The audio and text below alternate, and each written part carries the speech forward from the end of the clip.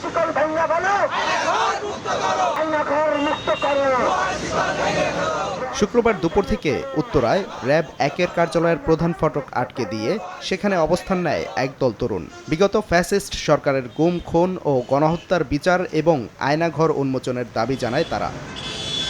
Council against injustice নামে একটি সংগঠন এই কর্মসূচির আয়োজন করে। তাদের দাবি, নিরীহ মানুষকে র্যাবের গোপন বন্দিশালায় আটকে রেখে স্বীকারোক্তিমূলক জবানবন্দি আদায় করত বিগত ফ্যাসিস্ট সরকার।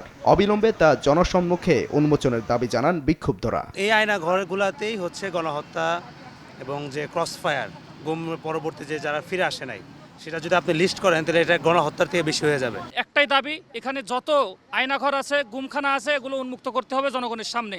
এই আয়নাঘর, গুমখানা যদি মুক্ত না হয়, তাদের এই প্রমাণ যদি জনগণের সামনে স্পষ্ট না হয়, কিছুদিন পরে তারা অস্বীকার করবে। র্যাবের যেসব কর্মকর্তা গুম, খুনে জড়িত তাদের গ্রেফতারের দাবিও জানানো হয় অবস্থান কর্মসূচি থেকে।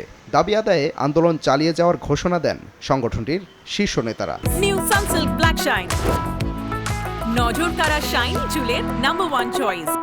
স্মারকলিপি দিয়েছিলাম, কিন্তু র্যাব হেডকোয়ার্টারের উনি মহাপরিচালক বলেছিলেন তাদের নাকি তার জানা নাই কোনো গুমসেল আছে নাকি নাই। আমরা আর এই সুযোগ তাদেরকে দিব না। আমাদেরকে মিডিয়ার সামনে এই গুমসেলগুলো উন্মোচন করে যেতেই হবে। আমরা প্রতিজ্ঞাবদ্ধ হয়েছি, সময় হলে ইনশাল্লাহ গুমসেলগুলো উন্মোচন করা হবে। জুলাই গণহত্যার বিচার সহ র্যাব বিলুপ্তির দাবিও জানান তারা। সাদিকুর রহমান, সময় সংবাদ, ঢাকা।